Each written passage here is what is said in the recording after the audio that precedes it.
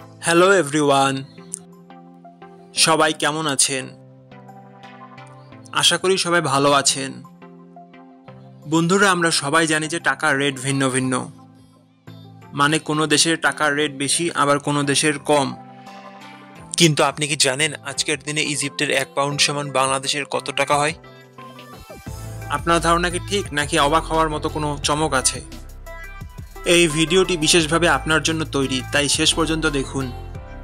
কারণ আপনি যদি নিয়মিত টাকার রেট জানেন, তাহলে অর্থ লেনদেন বা বিদেশ থেকে পাঠানো রেমিটেন্সে লাভবান হতে পারেন। আজ সোমবার 24শে নভেম্বর 2025। আজ মিশরের 1 টাকা সমান বাংলাদেশের 0 টাকা 016 পয়সা, আর অপরদিকে বাংলাদেশের 1 টাকা সমান মিশরের 62 টাকা 62 পয়সা।